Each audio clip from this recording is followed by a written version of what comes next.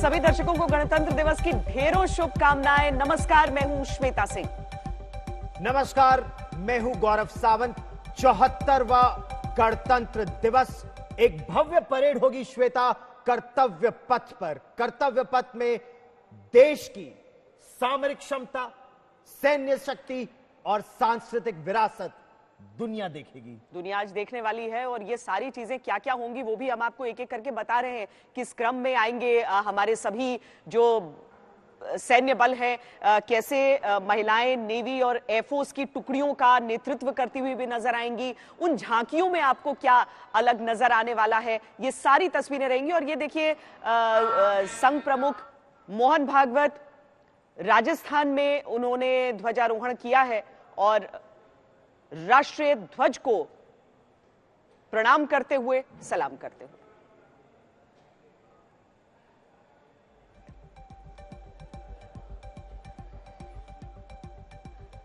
तमाम तस्वीरें हम आपको देश भर की दिखा रहे हैं, लेकिन यह एक ऐसा दिन होता है जब आप देश कहां पहुंचा है, कितनी तरक्की की है। परेड आखिर होती क्या है?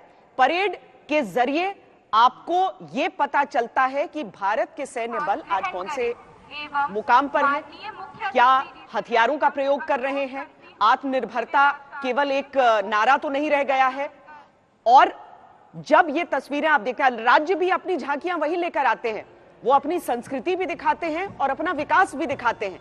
और समूची जो तस्वीर होती है वो भारत के गणतंत्र की ताकत ही होती है।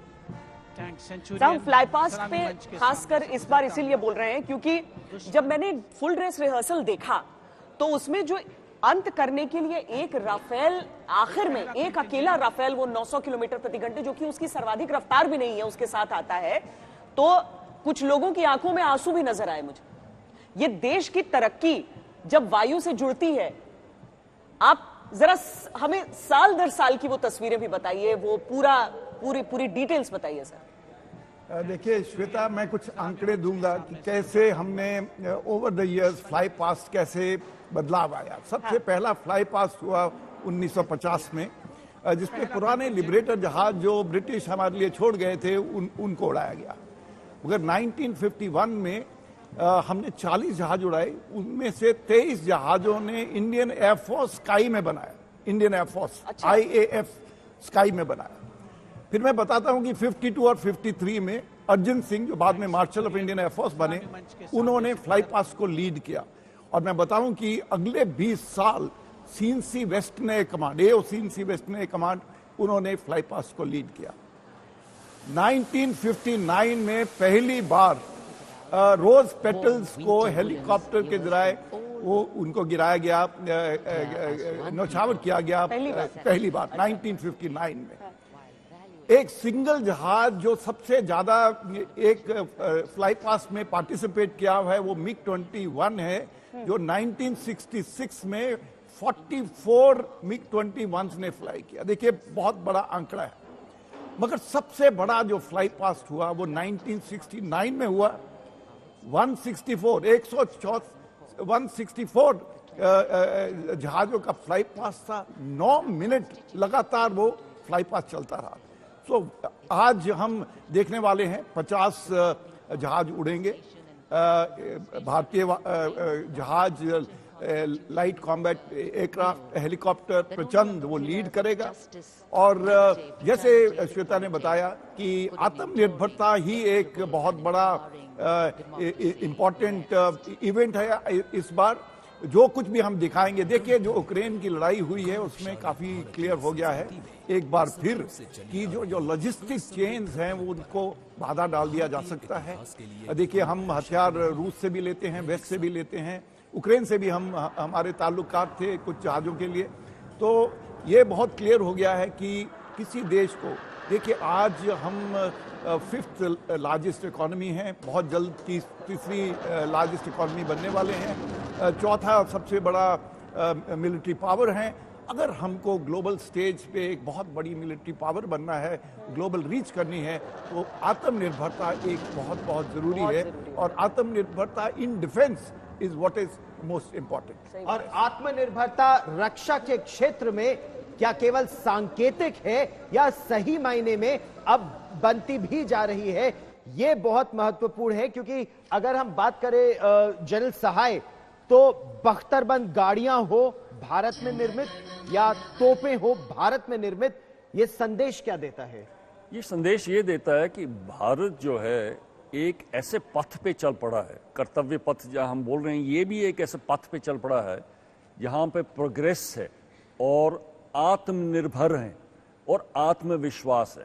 आप लोग बात कर रहे थे रिपब्लिक डे परेड में इतने लोग आते हैं, किसको देखने आते हैं कि हमारा देश कहां तरक्की कर रहा है और कौन है ये जो 5-6 हजार लोग जो परेड में शामिल करते हैं, वो हमारे नौजवान हैं, आत्मनिर्भर, और उनके कंधे के ऊपर देश की सुरक्षा और देश का प्रोग्रेस इन यूथ के कंधों के ऊपर है। तो ये देखने आते हैं कि हमारा यूथ कैसा कर रहा है। चाहे आप नेशनल मेमोरियल में जाइएगा, जितने भी योद्धा हैं, क्या उम्र है उन योद्धा की? मुश्किल से 25, 26, 28, इससे ज्यादा नहीं है। परेड में शामिल एवरेज एज आप लगाइए, एवरेज एज भी यूथ ऑफ इंडिया है। तो यूथ आके देख रहा है कि यूथ कैसे कर रहा है, इससे बड़ी बड़ी और मोरल बूस्टिंग चीज क्या हो सकती है? भावी पीढ़ी देखती है कि अब तक क्या रहा देश का, और आने वाली पीढ़ी भी उसको देखती है। आपने बिल्कुल सही कहा, कारगिल की लड़ाई 1999 में, चाहे आप कैप्टन विक्रम बत्रा की बात करें या फिर ग्रेनेडियर योगेंद्र सिंह यादव, और आज कितने गर्व से हम संजय कुमार और योगेंद्र यादव परमवीर चक्र विजेताओं को देखेंगे। हाँ। कारगिल इस बार और 19 वर्ष की आयु, 19 वर्ष में परमवीर चक्र हासिल कर रहे हैं। और मतलब थी शक्ति। वाकई जब आप कई बार देखते हैं ना कि थोड़ा सा ज्यादा जिस उम्र में उनके ऊपर और भी जिम्मेदारियां होनी चाहिए थी, लेकिन वहां विरोध प्रदर्शन किसी और चीज को लेकर देश के खिलाफ चल रहा होता है, तो दिल आहत होता है ऐसी तस्वीरों को देखकर, दिल आहत होता है उन बातों को देखकर। लेकिन यकीन मानिए, हिंदुस्तान की ताकत जो है वो बहुमत में है। जो बहुमत में हमारे युवा हैं, वो हिंदुस्तान के लिए अपना सब कुछ न्यौछावर करने के लिए तैयार रहते हैं। इसीलिए आज की सुबह, चाहे उनके पास निमंत्रण हो या ना हो, उनके पास वो वैध पास हो या ना हो, लेकिन आप वो कतारें देखते हैं, वो पंक्तियां देखते हैं जो आगे जाकर देश को, तिरंगे को नमन करना चाहते हैं। 9 बजे सुबह तक आपको बैठ जाना था अपनी जगह पर आकर, और देखिए कर्तव्य पथ की शान इस बार क्या सुंदर नजर आ रही है। सारे लोग आ गए हैं यहां पर उत्साह से लबरेज। ये पहली परेड है कर्तव्य पथ पर।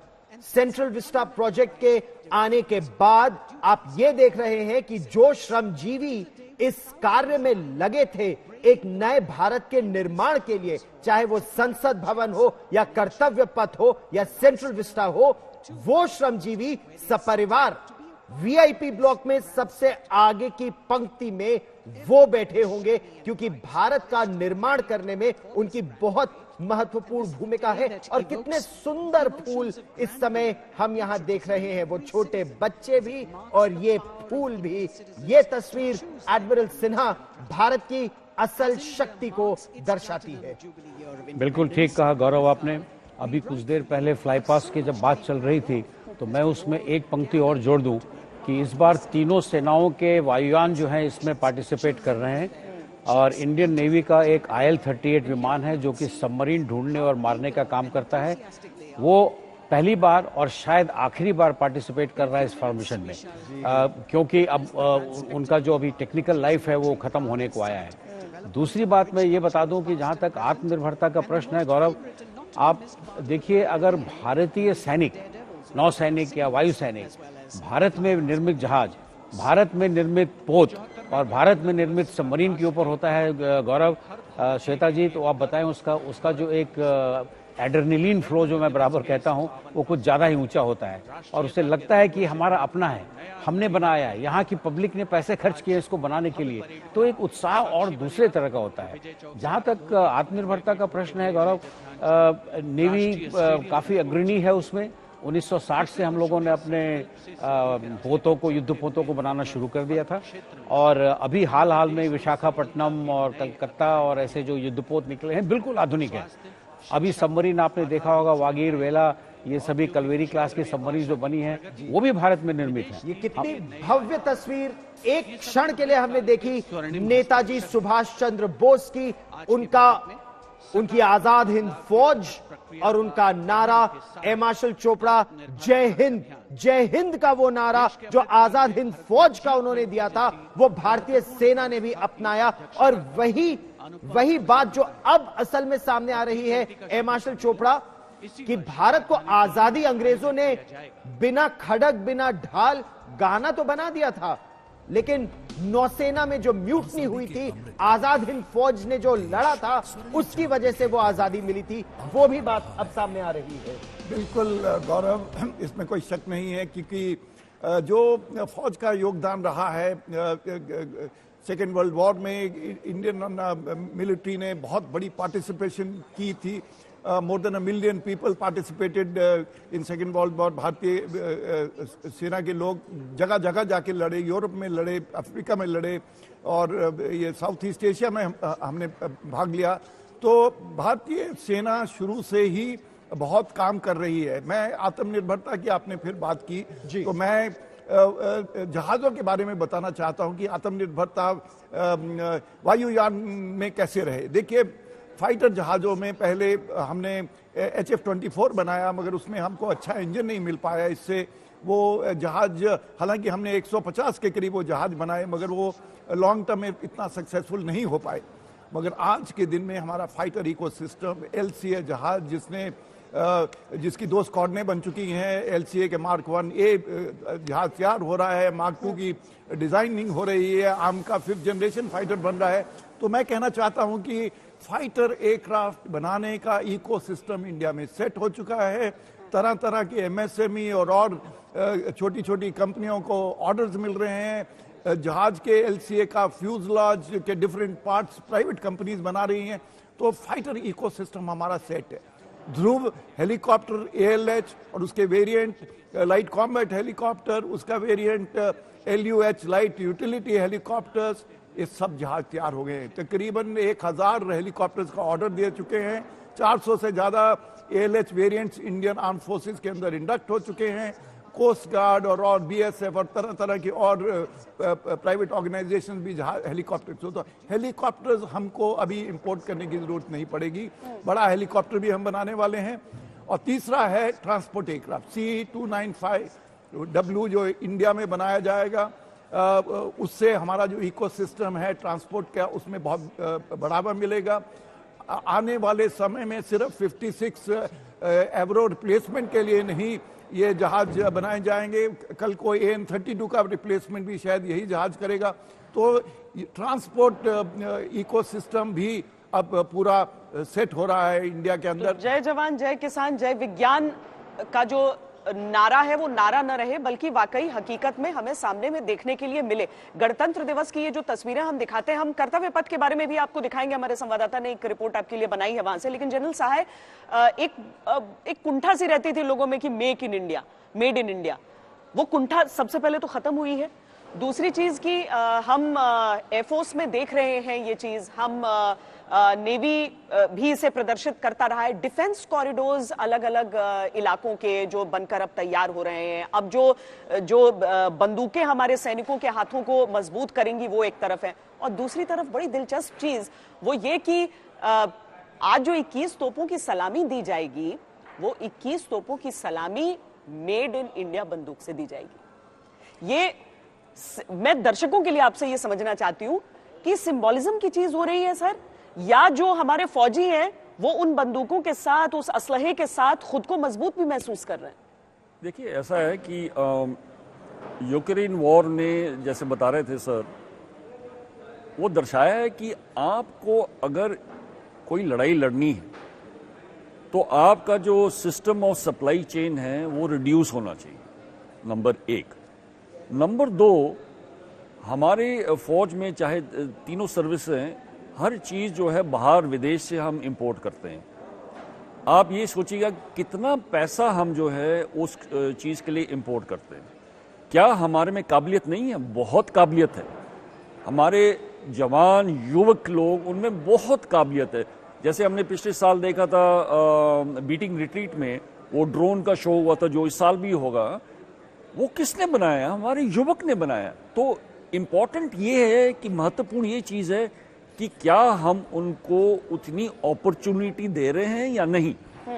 जवाब यह है यस, ये अपॉर्चुनिटी दे रहे हैं। हम टेक्नोलॉजी में बहुत आगे जा सकते हैं और जा रहे हैं। ये नए पथ हैं, ये नए पग हैं, परंतु ये पथ और ये पग बहुत ही दृढ़ हैं। इसलिए तो नाम इसका कर्तव्य पथ रखा गया है कि कर्तव्य कीजिएगा, पग बढ़ाइएगा, देश को आगे ले जाइएगा। ये तस्वीर अटारी बॉर्डर की आप देख रहे हैं। अटारी बॉर्डर पर सीमा सुरक्षा बल के जवान, सुनते हैं 1 मिनट के लिए। Each year, the parade showcases and celebrates our military might, the cultural diversity and the talent. बड़ा परिवर्तन तो ये भी आया ना गौरव की बहुत सारे लोग वाघा बॉर्डर बोला करते थे क्योंकि उन्हें मालूम ही नहीं था कि पाकिस्तान के हिस्से का नाम ले रहे हैं वो। ये अटारी बॉर्डर जहां पर ध्वजारोहण की यह अद्भुत तस्वीर।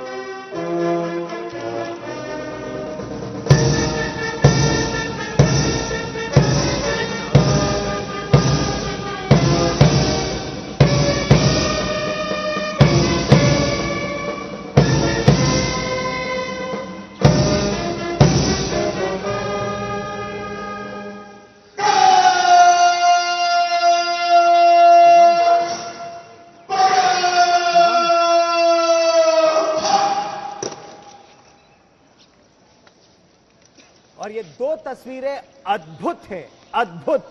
एक तरफ आज के हमारे वीर और दूसरी तरफ हमारी भावी पीढ़ी, भविष्य के भारत के वीर। और अग्निवीरों की अगर बात करें तो ये पहली बार है जब गणतंत्र दिवस की इस परेड में अग्निवीर भी हिस्सा लेंगे।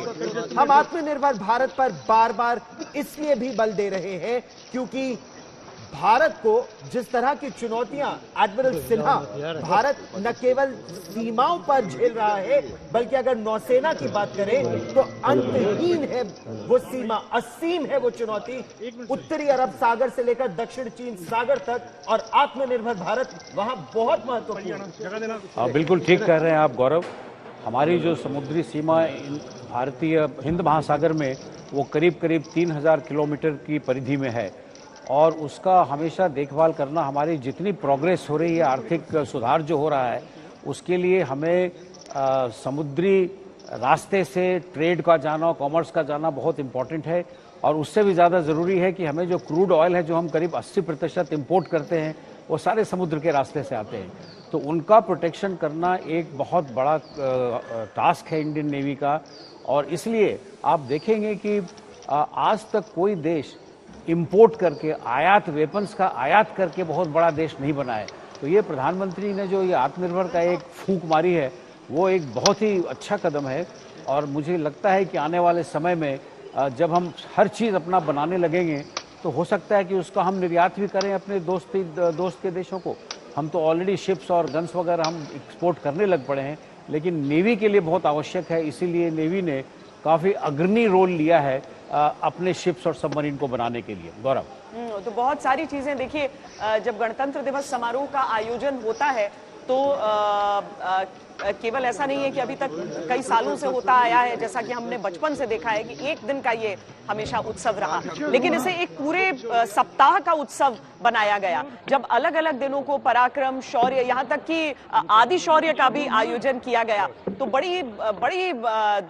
बहुत ही सारे लोगों को एक अवसर भी मिलता गया कि वो धीरे धीरे आकर गणतंत्र दिवस समारोह का और इस शौर्य के पर्व का, इस सप्ताह का हिस्सा बन सके।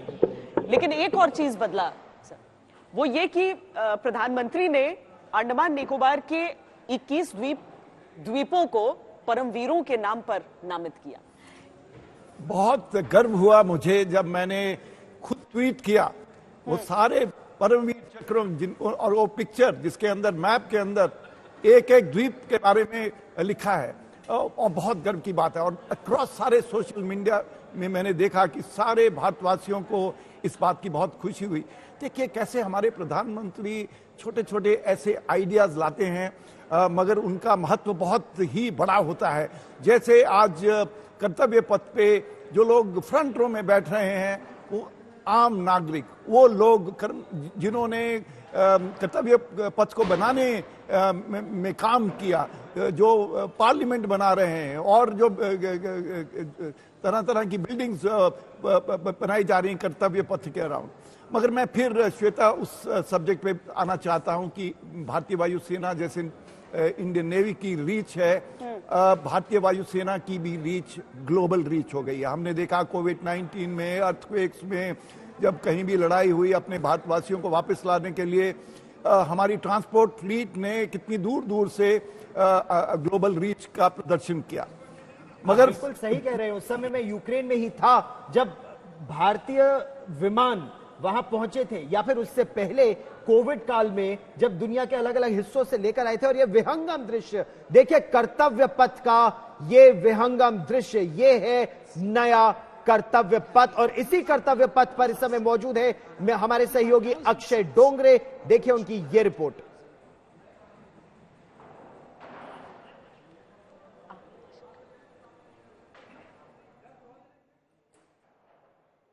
इस वक्त हम कर्तव्य पथ पर मौजूद हैं और 74वें गणतंत्र दिवस के परेड के सेलिब्रेशंस की तैयारियां शुरू हो चुकी है। सभी लोगों का आना शुरू हो चुका है। जितने भी अफसर, जितने भी गेस्ट, जितने भी लोग इस रिपब्लिक डे परेड को कर्तव्य पथ से देखेंगे वो यहाँ पर पहुंच चुके हैं। और कुछ ही समय में प्रधानमंत्री नरेंद्र मोदी, राष्ट्रपति द्रौपदी मुर्मू, मिस्र के राष्ट्रपति अब्दुल फतेह एल-सीसी यहाँ पर पहुंच जाएंगे। तिरंगे को फहराया जाएगा और उसके बाद शुरू होगी गणतंत्र दिवस की परेड।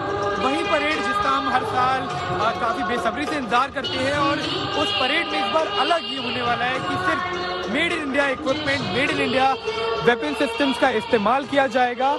और ये रहने वाली है इस बार की खास बात। भारतीय फौज, भारतीय आर्म फोर्सेस के साथ इस बार मिस्र के भी आर्मी का एक कंटिंजेंट मार्च करेगा जो सलामी देगा भारतीय और मिस्र के राष्ट्रपति को।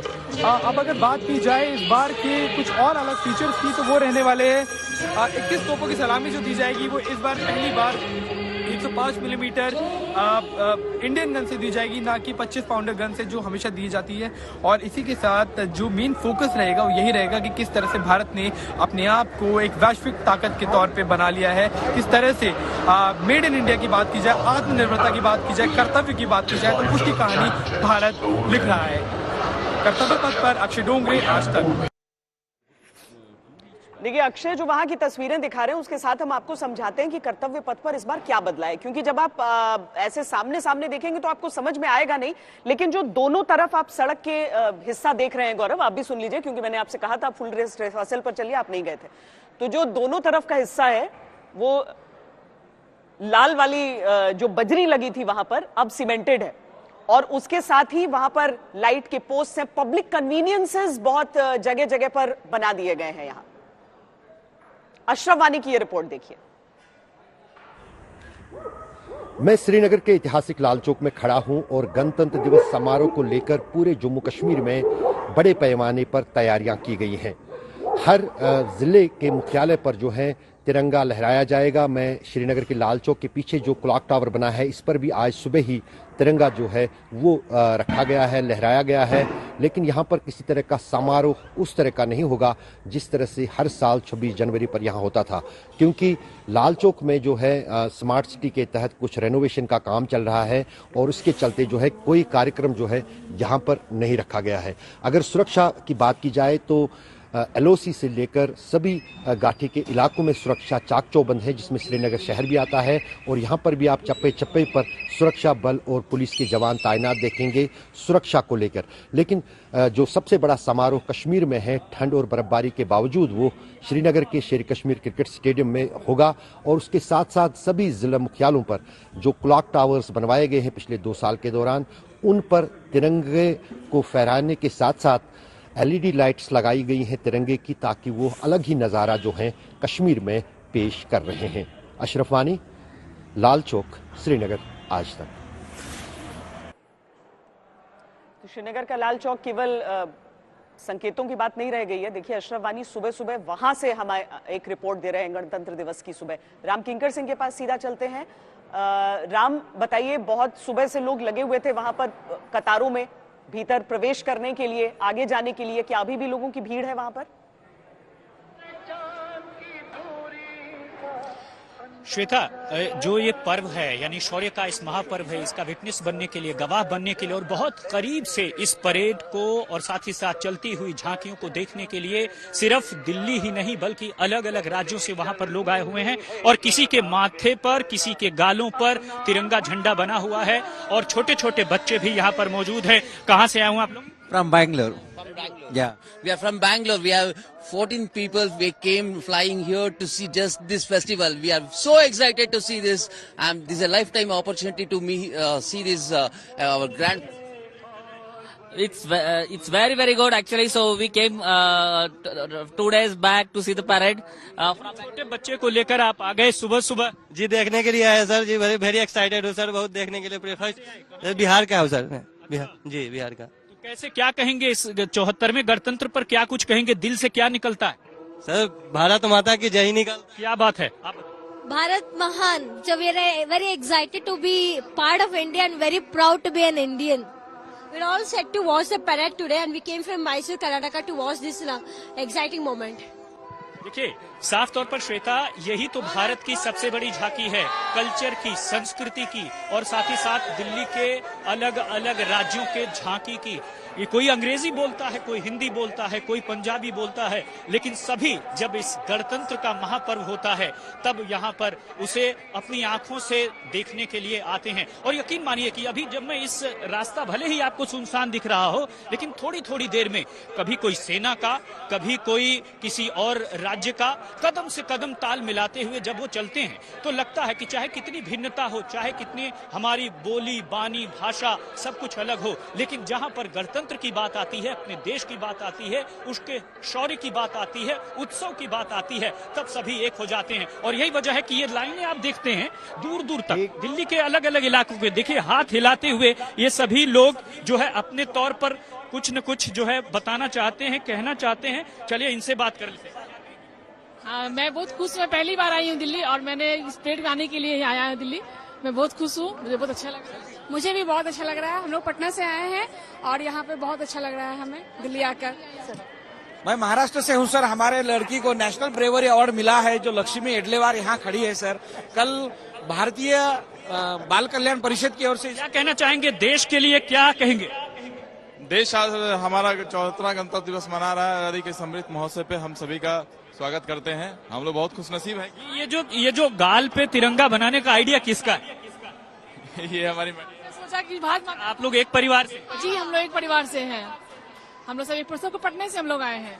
कब तक आप लोग यहाँ खड़े रहेंगे, कब तक देखेंगे? जब तक हम लोग देख ना सके, जब तक खत्म नहीं होगा। लगता नहीं कि ठंड वंड लग जाएगी? बिल्कुल नहीं, बिल्कुल हम लोग पिछले 2 घंटे से खड़े हैं। देखिए श्वेता, खास बात यही है कि यही तो उत्साह है राम, यही उत्साह, यही ऊर्जा इन लोगों को आगे लेकर चलता है। और ये तो दिल्ली में जो भव्य परेड होगी उसको देखने के लिए उत्साह है, लेकिन अलग अलग राज्यों में क्या तस्वीर है, हम आपको राज्यों की भी एक बार झांकी दिखाते हैं। एक तरह से आप देखिए भुवनेश्वर की तस्वीर, बिहार की तस्वीर, चेन्नई की, जयपुर की, अलग अलग जगहों की, पूरे देश भर में। और हम आपको एक साथ जल्दी से इस समय लिए चलते हैं लखनऊ, जहां कुमार अभिषेक मेरे सहयोगी हमारे साथ जुड़ रहे हैं। और लखनऊ की अगर बात की जाए तो एक भव्य परेड का आयोजन वहां पर भी हो रहा है। योगी आदित्यनाथ भी वहां मौजूद है, गवर्नर भी मौजूद है। किस तरह की तैयारियां हैं वहां की परेड की, अभिषेक? देखिए बिल्कुल गौरव, भव्यता उतनी ही है जितनी आज कर्तव्य पथ पर दिल्ली पे नजर आ रही है। और वही भव्यता राजधानी लखनऊ उत्तर प्रदेश के इस विधान भवन के पथ पर भी आपको नजर आएगी। तैयारियां पूरी हो चुकी है, अब से कुछ ही देर का समय है जब राज्यपाल आनंदीबेन पटेल और मुख्यमंत्री योगी आदित्यनाथ इस पथ पर होंगे। 43 टुकड़ियां आज परेड करेंगी, चाहे वो उत्तर प्रदेश पुलिस की हो, चाहे आईटीबीपी हो, अलग अलग यूपी होमगार्ड से लेकर के जितनी भी टुकड़ियां हैं वो आज यहां पर इस पथ पर शानदार तरीके से गुजरती हुई नजर आएंगी। 20 से ज्यादा अधिक सांस्कृतिक कार्यक्रम भी हैं, उत्तर प्रदेश के अलग अलग इलाकों की संस्कृति की झलक भी आज आपको इसी पथ पर दिखाई देगी। और जिस तरीके से पूरा देश आज 74वें गणतंत्र दिवस को मना रहा है और उत्तर प्रदेश के लिहाज से देखें सबसे बड़ा सूबा है, सबसे बड़ा राज्य है और उस राज्य की शक्ति का प्रदर्शन भी आज इसी विधानसभा मार्ग पर होगा, जहां से कुछ ही देर बाद ये कार्यक्रम शुरू हो जाएगा। सुरक्षा के इंतजामों की अगर बात करूं तो आप देखेंगे पूरा चाक चौबंद किया गया है, अलग अलग बैरिकेड से एक बड़ा ट्रैफिक। तो लाल चौक की तस्वीरें ये हम आपको दिखा रहे हैं, हालांकि वहां पर बहुत कुछ निर्माण का भी काम चल रहा है। अभी आप बहुत 26 जनवरी की झलक भले ही यहां पर उस रूप में नहीं देख पा रहे हैं, लेकिन लाल चौक जिस तरीके से विरोध प्रदर्शन और आगे बढ़कर कुछ समय के लिए अलगाववाद, आतंकवाद का भी सूचक बन गया था, आज तस्वीरें वो नहीं है। आप यहां पर सुरक्षा कर्मियों को देख जरूर रहे हैं, लेकिन कश्मीर में सुबह चूंकि ठंड ज्यादा होती है, सुबह थोड़ी देर से होती है और यहां की तस्वीरें अब से कुछ देर पहले हमें अशरफ वानी भी दिखा रहे थे और देखिए वहां पर भारत माता की जय के नारे लगाते हुए भी लाल चौक पर लोग हैं।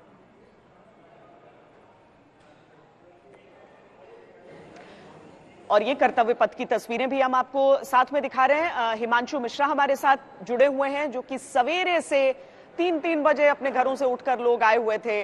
किस तरीके से उन्हें रास्ता दिखाने की कोशिश में दिल्ली पुलिस की आपके पास नहीं है, आप दूसरे रास्ते से चले जाइए। हिमांशु, अब स्थिति व्यवस्थित हो गई है क्योंकि 9 से ज्यादा का समय भी हो गया, अब तो 10 बजे से पूरा जो क्रम है वो शुरू भी हो जाएगा।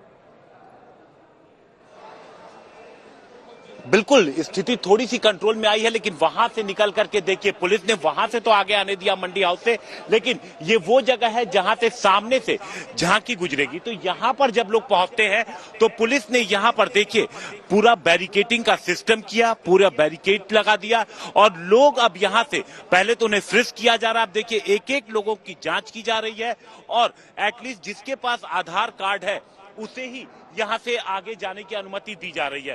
दरअसल पुलिस लगातार भीड़ को कंट्रोल करने की कोशिश कर रही है। दूर तक अगर आप देखें, अपने कैमरामैन से कहेंगे कि दूर तक वो पूरी भीड़ दिखाए, जो लाइनें लगी हुई हैं वो दिखाए कि कितनी संख्या में लोग यहां पर पहुंचे हुए हैं।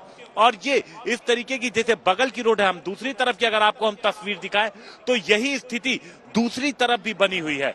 यहां पर आप देखिए दूसरी तरफ भी यही स्थिति बनी हुई है, जहां पर छोटे छोटे बच्चों को लेकर के लोग पहुंचे हुए हैं और पुलिस के सामने सिक्योरिटी को लेकर के समस्या थी कि लोगों को बिना जांच के वो जाने नहीं दे सकते थे और भीड़ इतनी ज्यादा है कि हर किसी को सही तरीके से जांचना, उनके आई कार्ड को चेक करना, ये इतना आसान काम नहीं है। इसलिए तुरंत ये जो मेटल डिटेक्टर है ये यहाँ पर लगाए गए, एक्स्ट्रा फोर्स लगाई गई ताकि जो लोग यहाँ पर पहुंचे हैं उन्हें आगे जाने के चांस मिल सके, मौका मिल सके, ताकि कम से कम वो दूर से ही सही वो परेड देख सके, वो झांकियां देख सके, जिसके लिए वो सुबह 3 बजे 4 बजे उठे हुए हैं और पहले वो अपनी गाड़ियों से आते हैं, मेट्रो से आते हैं और फिर लंबा पैदल चल के लोग यहाँ तक पहुंचे।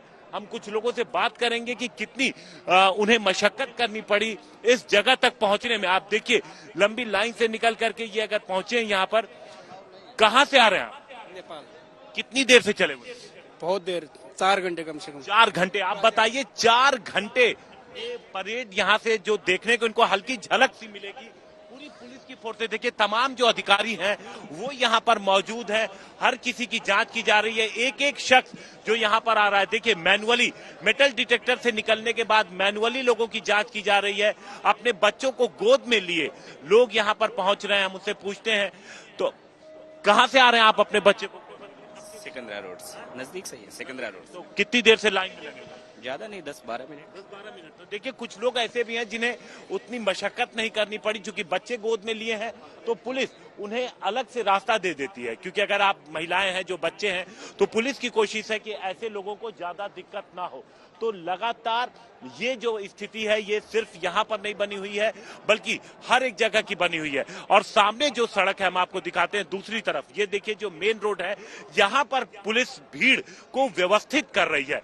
जो दोनों तरफ के फुटपाथ हैं वहां पर लोगों को बिठाया जा रहा है, ताकि बीच से जब झांकी निकले इस रोड से, क्योंकि तब लोग कम से कम उसे देख सके। तो जिस उम्मीद से लोग यहाँ पर पहुंचे थे वो अब पूरी होती हुई नजर आ रही है, क्योंकि सुबह जिस तरीके से पुलिस ने पूरी भीड़ को रोक दिया था और ये क्लियर था कि इस बार बिना पास के कोई नहीं जा पाएगा, लेकिन उसके बाद जब लोगों की भीड़ बढ़ी, लोगों की जब जिद देखी पुलिस ने, जब जिस तरीके से उत्साह था और उनके अंदर एक जिद भी थी कि नहीं हमें तो परेड देखना है, भले ही दूर से ही सही, तो फिर पुलिस अधिकारी उन्होंने समझा चीज को। और इस तरीके से देखिए किस तरीके से आप ये देखिए फुटपाथ पर लोगों की, यहाँ पर आप भीड़ देख सकते हैं, सामने की तरफ आप देखिए लोग किस तरीके से पुलिस ने उनको व्यवस्थित किया है। और उसके बाद पुलिस की सिक्योरिटी वहां पर मौजूद है और बीच रोड से यहां से परेड निकलेगी कुछ देर के बाद। तो पुलिस ने अपनी तरफ से तमाम कोशिशें की हैं, लोगों की भीड़ यहां पहुंची हुई है। और ये इंडिया गेट से जहां से परेड जब इस रोड पे आती है तो उसके बाद आखिरी तक लाल किले तक लगभग यही परिस्थिति है, लोग इसी तरीके से पहुंचे हुए हैं और भारी भीड़ लोगों की पहुंची हुई है। हिमांशु ये तस्वीरें दिखा रहे हैं, ओम बिरला की बात सुन लेते हैं। जहाँ विशालता विविधता है, यही हमारी लोकतंत्र की ताकत है। हम आज उन युवाओं, महिलाओं, स्टार्टअपों, यूनिकॉर्न और तमाम लघु उद्योग से लेकर गरीब से गरीब किसान मजदूर लोगों का जो भारत के लिए योगदान रहा 75 वर्ष की इस आजादी के बाद, जिन्होंने संविधान के प्राप्त अधिकारों कृत्यों को निभाते हुए जिस तरीके से देश को आगे पहुंचाने में योगदान दिया, उन सब के लिए भी आज का दिन उनके योगदान का याद करने का दिन है। मैं आज सभी को ये आग्रह करना चाहता हूं, इस 75 वर्ष की लोकतंत्र की यात्रा में हम लोग सब लोग अपने कर्तव्यों को निभाते हुए किस तरीके से इस देश को विकसित राष्ट्र बनाने में अपनी अहम भूमिका निभाएं और जिन्होंने देश में बलिदान दी, कुर्बानियां दी, उसको स्मरण करें। और जिन संविधान मनुष्यों ने संविधान बनाकर भारत को एक ऐसा लोकतंत्र दिया है जो समावेशी है, सभी देश के लोगों के लिए है, जहां समान धर्म और समता का अधिकार है, ऐसा संविधान आज दुनिया के अंदर मार्गदर्शक की भूमिका निभा रहा है। उन सब मनुष्यों को भी याद करने का दिन है। मैं तो पिछले 102 वर्षों में पहले किंग्सवे नाम था, जब अंग्रेजों ने 1911 में नई दिल्ली का यह भाग बनाया था, फिर स्वतंत्रता के बाद राजपथ नाम बना और पिछले वर्ष कर्तव्य पथ। ये पहली परेड है कर्तव्य पथ पर। महत्वपूर्ण इसलिए क्योंकि आजादी के इस अमृत महोत्सव में, इस अमृत काल में जन सहाय देश के लिए कर्तव्य क्या है वो भी बताया जा रहा है। यहां तो आप बिल्कुल सही कह रहे हैं, कर्तव्य आपकी ड्यूटी क्या है अपने देश के प्रति। तो एक शब्द में आपको अपनी ड्यूटी सिखलाई जा रही है। ये जरूरी नहीं है कि आप देशभक्त यूनिफॉर्म ही पहन के देशभक्त बन सकते हैं। आप जो भी काम कीजिएगा, कहीं भी काम कीजिएगा, आप देश को मद्देनजर रख के काम कीजिएगा, वो आपकी ड्यूटी है। तो हर इंसान, हर युवक, चाहे कॉर्पोरेट में हो, स्टार्टअप में हो, कहीं में भी हो, अपना कर्तव्य कीजिएगा, अपनी ड्यूटी कीजिएगा, होनहारे से ड्यूटी कीजिएगा। और वही जो है ये कर्तव्य पथ दर्शाता है। गौरव, आधे घंटे का आगे किया गया है जो परेड हो रही है आज, तो आधे घंटे जो पूरा आयोजन है उसे आगे किया गया है। यानी कि जो चीजें आप 9:30 बजे से देखना शुरू करते थे वो अब 10 बजे से वो तस्वीरें आएंगी और परेड का समय थोड़ा सा आगे बढ़ेगा। और एक अच्छा भी वो लगता है एडमिरल सिन्हा कि थोड़ा आसमान साफ हो जाता है, देखना ज्यादा आसान हो जाता है। तो सामने चाहे कोई गुजरे, कोई कंटिंजेंट या फिर आसमान से विमान उड़े, लोग बेहतर तरीके से उसे देख पाते हैं, क्योंकि आज का दिन तो पूरा उसी चीज के बारे में है कि आप प्रदर्शन कर रहे हैं अपने शौर्य और शक्ति का। नहीं श्वेता जी, आप बिल्कुल ठीक कर रही है। 2-3 चीजें हैं इसमें। एक तो ये है कि सवेरे लोग उठकर ठंड के समय इतनी दूरी आकर यहाँ खड़े हो जाते हैं तो उन्हें भी थोड़ी सी राहत मिलती है। आधे घंटे 1 घंटे अगर आगे हो जाता है तो उन्हें थोड़ा और समय मिल जाता है।